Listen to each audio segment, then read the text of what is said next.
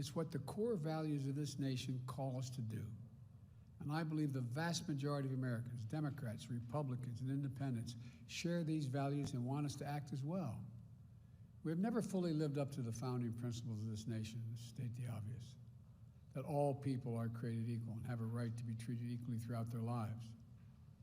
And it's time to act now, not only because it's the right thing to do, but because if we do, we'll all be better off for it. For too long, we've allowed a narrow, cramped view of the promise of this nation to fester. You know, we've bought the view that America is a zero-sum game in many cases. If you succeed, I fail. If you get ahead, I fall behind. If you get the job, I lose mine. Maybe worst of all, if I hold you down, I lift myself up. We've lost sight of what President Kennedy told us when he said, "A rising tide lifts all boats." And when we lift each other up, we're all lifted up. You know, and the corollary is true as well.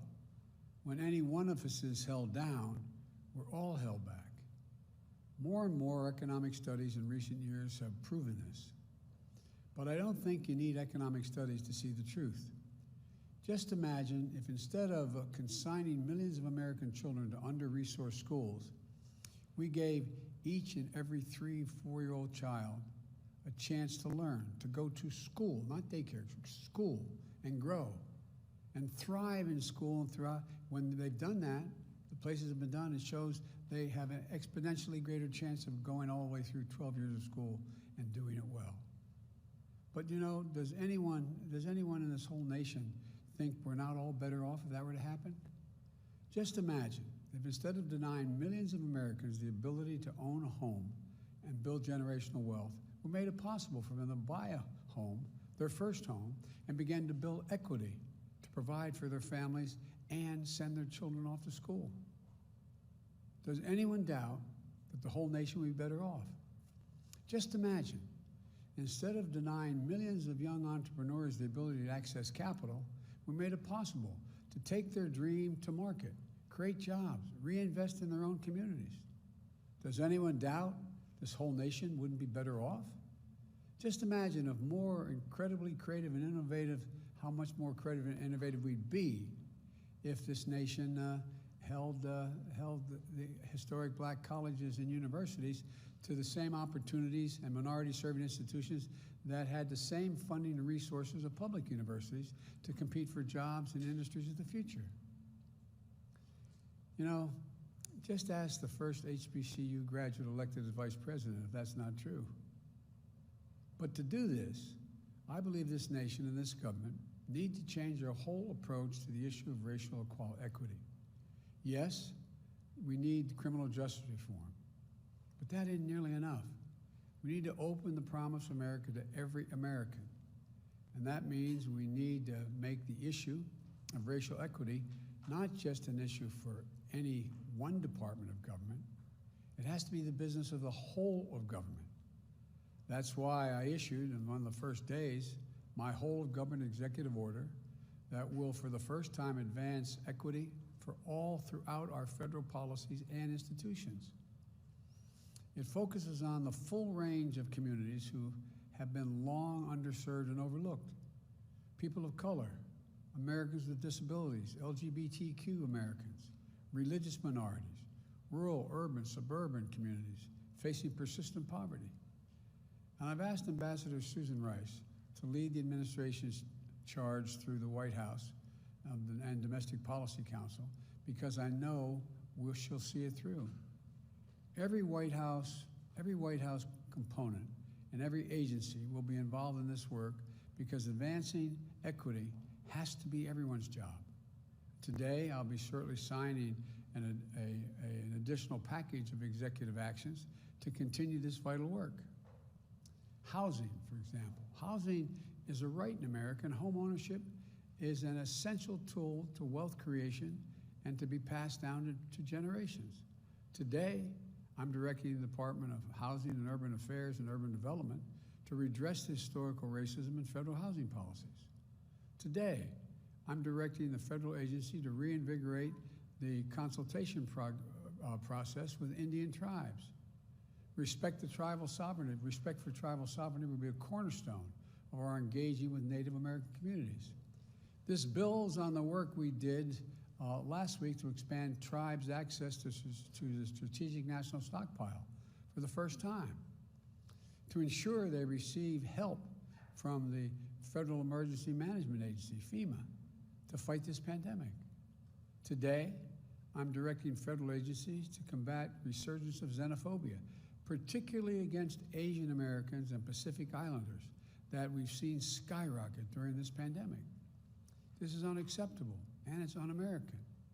I've asked the Department of Justice to strengthen its partnership with the Asian American and Pacific Islander community to prevent those hate crimes. I've also asked the Department of Health and Human Services to put out best practices for combating xenophobia in our national response to COVID.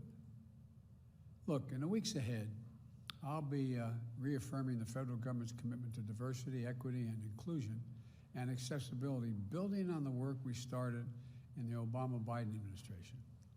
That's why I'm rescinding the previous administration's harmful ban on diversity and sensitivity training and abolish the offensive counterfactual 1776 Commission.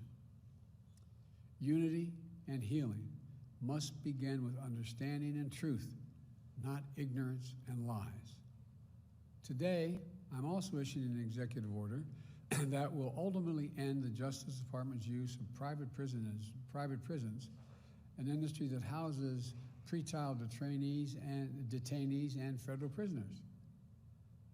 The executive order directs the Attorney General to decline to renew contracts with privately operated criminal facilities, a step we started to take at the end of the Obama administration and was reversed under the previous administration.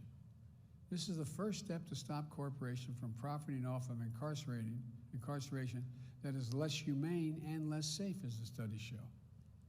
And it is just the beginning of my administration's plan to address systemic problems in our criminal justice system. Here's another thing we need to do. We need to restore and expand the Voting Rights Act, named after our dear friend John Lewis, and continue to fight back against laws that many states are engaged in to suppress the right to vote while expanding access to the ballot box for all eligible voters. Because here's the deal, and I'll close with this.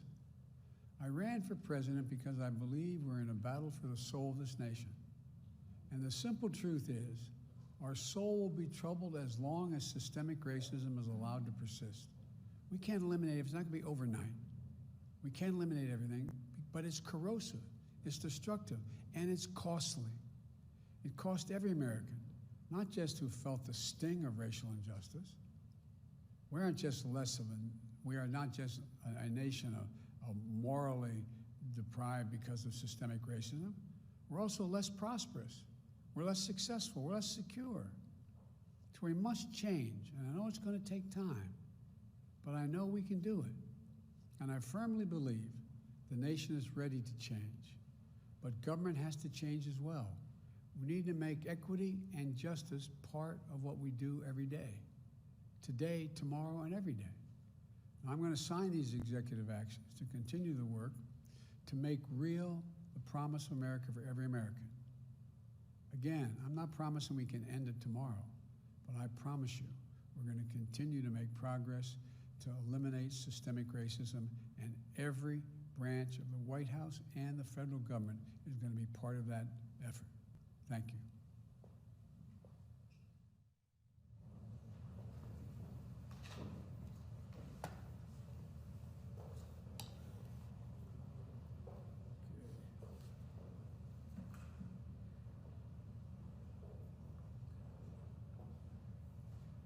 Excuse me.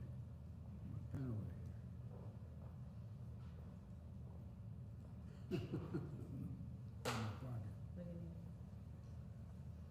This first executive order is a memorandum for the Secretary of Housing and Urban Development to redress our nation's and the federal government's history of discriminatory housing practices and policies.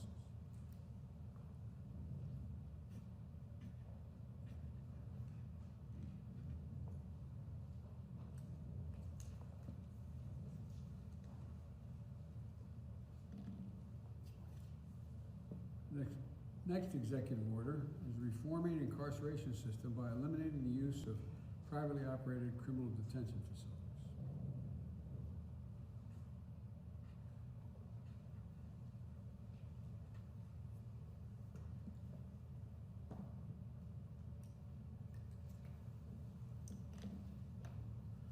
Third executive order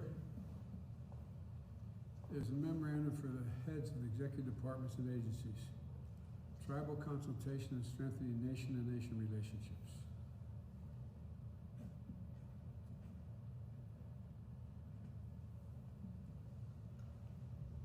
And the last executive order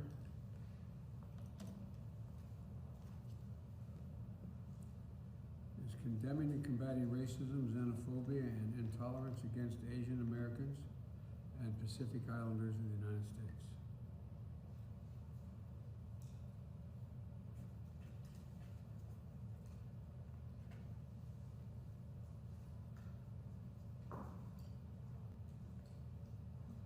I think the country's ready, and I know this administration is ready. Thank you. Mr. President, what you talked to Vladimir Putin about? You. He sent his best. Mr. President, how does he